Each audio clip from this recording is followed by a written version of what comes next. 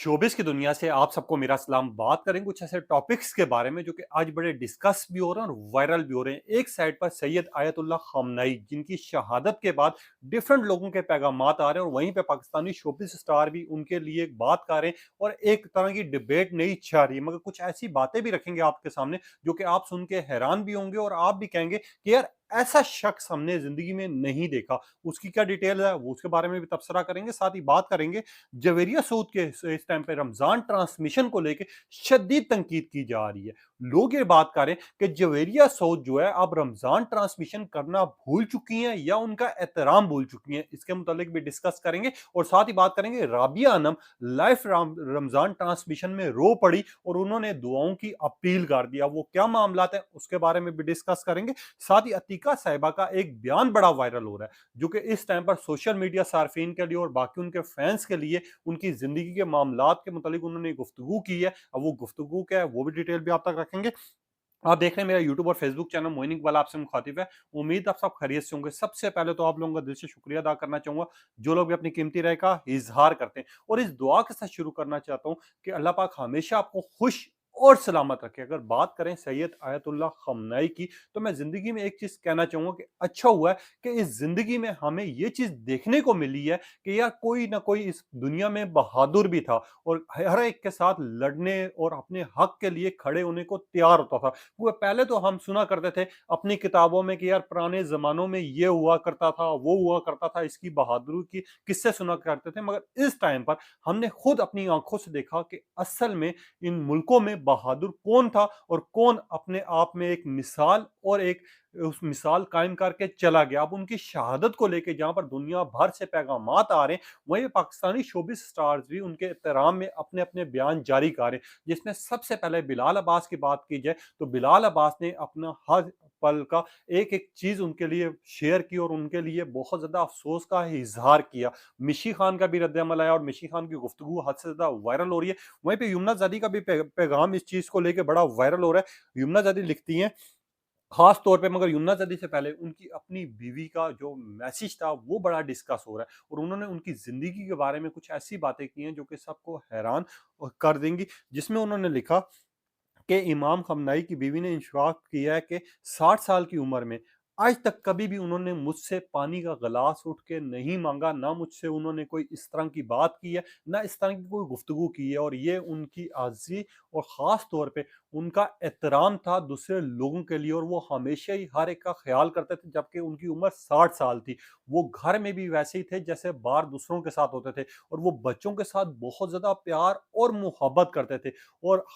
Ayatollah खamenei को खास तौर पे अपने लोगों के साथ बहुत ज़्यादा मोहब्बत थी। अगर उनके मोहल्ले में या उनके एरिया में कोई मुश्किल में होता था और उनको अगर खबर हो जाती थी तो वो उनकी आंखों पे पट्टी बांध कर अपने घर में बुला के उनसे मसले पूछा करते थे। ये कुछ ऐसी चीज़ें थी जो कि इस टाइम पर सोशल मीडिया पर बड़ी वायरल हो रही है। दूसरी साइड पर जो यमुना ज़ादी का आयतुल्लाह खamenei को लेके बयान सामने आया है, उन्होंने कहा है कि मैं अक्सर उनके पैगामात सुना करती थी, उनके लेक्चर्स सुना करती थी और मुझे दिल से हद से ज़्यादा अफ़सोस है कि हमारे दरमियान में अब वो नहीं रहे। और उन्होंने ये भी कहा कि अल्लाह पाक उनके घर वालों, उनके अपनों के दिलों में सुकून डाले क्योंकि ऐसा बंदा जो है वो इस दुनिया में अब दोबारा नहीं आएगा। लोगों ने ये बात भी की और वाक़ई एक बात ठीक भी है। हमने आज तक सुना है और हमने आज तक ये चीज़ें सुनते ही आ रहे हैं और हमारे दिल में एक ही चीज़ होती थी, यार मुसलमान मुसलमान का साथ क्यों नहीं दे रहा? मुसलमान मुसलमान के साथ क्यों नहीं खड़ा हो रहा और मुसलमान कैसे मुसलमान को मुश्किल में छोड़ सकता है। वो आपने ये वक्त देख लिया जो कि इस टाइम पर चल रहा है,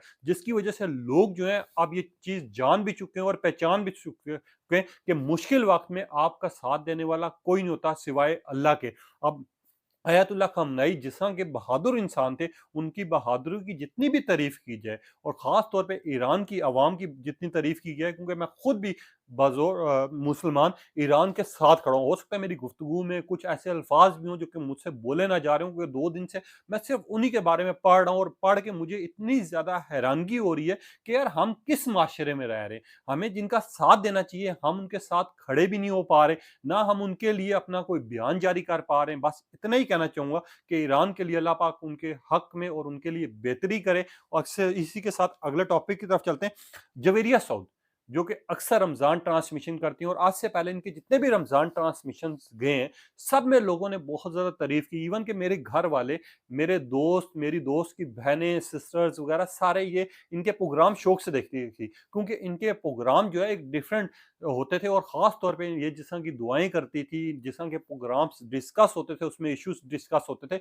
वो बड़े वायरल होते थे। मैं 2026 के ये वाहिद रमज़ान जा रहा है, जिसके सारे जितने भी रमज़ान ट्रांसमिशन है, हद से ज़्यादा अगर मैं बोलूँ, इनमें कोई ना कोई नया ड्रामा चलता ही आ रहा है। अब जवेरिया सऊद ने एक बंदे की इंसल्ट की, जब उसने अपना मसला और उनसे टोटके की बात की, और उस बंदे ने कहा कि मेरे घर अक्सर शादी के रिश्ते आ जाते हैं। अब रिश्ते आते हैं जिसके ऊपर मुझे जो है कहीं न कहीं ख़ारिश हो रही होती है, जिसके ऊपर जवेरिया सऊद ने उनकी कॉल को अजीब से फ़ील्ड में कहा कि कहाँ ख़ारिश हो रही है, साथ ही उन्होंने कॉल जो है डिस्कनेक्ट कर दी, और वो हँसती रही, मुस्कुराती रही, जिसके ऊपर सोशल मीडिया सार्फिन जितने भी हैं, लोगों ने ये कहना शुरू कर दिया कि रमज़ान ट्रांसमिशन में भी अब इन चीज़ों का जो है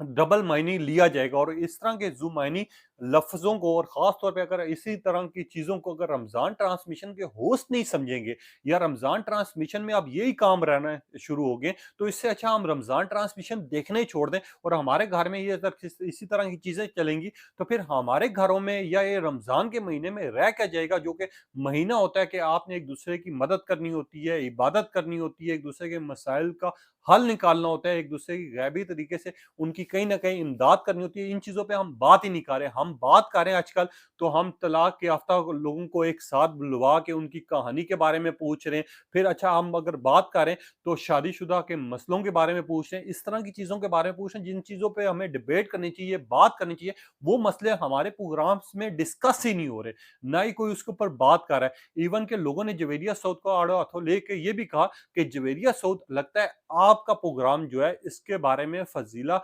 काजी ने बिल्कुल गुफ्तगू सही की थी, कि लगता है शैतान जिस तरह का बंद तो नहीं हुआ, आजकल पाकिस्तानी ट्रांसमिशन में लाइव होस्ट की ड्यूटी कर रहा है। उनकी ये बात बिल्कुल सही थी कि हमें अब ऐसा लग रहा है, और हमारे माशरे में जिस तरह के रमज़ान ट्रांसमिशन हो रहे हैं, और जिस तरह के उन प्रोग्राम्स में ड्रामाज लगाए जा रहे हैं, जिस तरह आपने फिजा अली का शो देखा था, डॉक्टर नबिया को लेकर उन्होंने जिस तरह की गुफ्तगू की थी, और जिस तरह की बात की थी, और ये कंट्रोवर्सी इतनी ज्यादा बढ़ गई थी कि लोगों ने कहना शुरू कर दिया कि अब रमजान में कोई ड्रामास देखें ना देखें, इन रमजान में, रमजान ट्रांसमिशन में हमें ये ड्रामा जरूर देखने को मिलेंगे। इस चीज को लेकर जवेरिया सऊद के ऊपर शदीद तनकीद की जा रही है, और लोग ये बात करें कि जवेरिया सऊद, अगर आपका सेगमेंट इसी तरह का रहा, तो अगले साल इंशाल्लाह हम ये सेगमेंट देखना छोड़ देंगे। अब लोग इस तरह की बात कर रहे हो, इस तरह की भी डिबेट करें।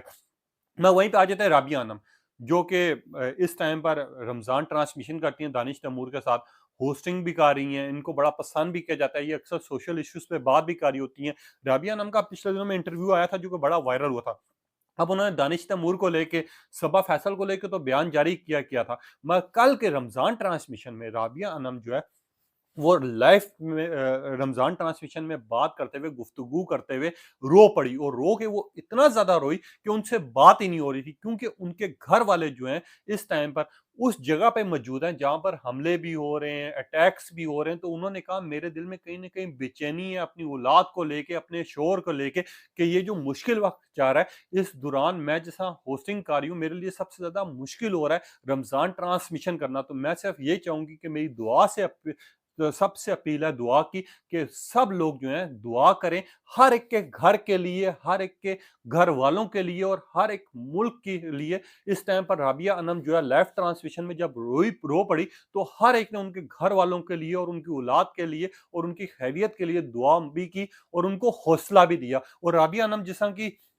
मालिक हैं, और जिस तरह की उनकी सोच होती है, हमेशा ही वो पॉजिटिव सोचती हैं। जिस तरह का उन्होंने सबा फैसल को मैसेज दिया था, और जिस तरह की उन्होंने डिबेट की थी, और जिस तरह वो सोशल इश्यूज पर बात कर रही थी, वो अपनी और अपनी फैमिली से वैसे ही बहुत ज्यादा प्यार करती है। और राबिया अनम की बात की जाए, इनका हमेशा ही, इनके ऊपर बहुत कम ऐसे कोई इवेंट्स आए होंगे, या बहुत कम कोई ऐसा मौका आया होगा जो कि इनके ऊपर तनकीद की गई होगी, बल्कि सब लोगों ने इनको हमेशा ही रमजान ट्रांसमिशन में ये बात करें, या किसी सोशल इश्यू पर डिबेट करें, या कोई मामलात के ऊपर डिस्कस करें, हमेशा इन लोगों ने इनको अप्रिशिएट किया है, इनके होस्ट होने के ऊपर, इनके रमजान ट्रांसमिशन के ऊपर, और जिस तरह के प्रोग्राम्स कर रही हैं, और जिस तरह के इश्यूज रमजान ट्रांसमिशन में डिस्कस किए जा रहे हैं, उनको लेके इस टाइम पर राबिया आलम को लोग बड़ी तारीफ भी कर रहे हैं और इनके घर वालों के लिए दुआएं भी कर रहे हैं। मगर हर एक के लिए दुआ करनी चाहिए, चाहे वो आपके घर वाले हों, मेरे घर वाले हों, दुनिया में कहीं भी किसी मुश्किल में भी फंसे हुए हैं, अल्लाह पाक उनके लिए आसानियां फरमाए और हमेशा उनकी मुश्किलात से उनको दूर करे। भाई यहाँ पर आ जाते हैं अतीका ओदो साहिबा।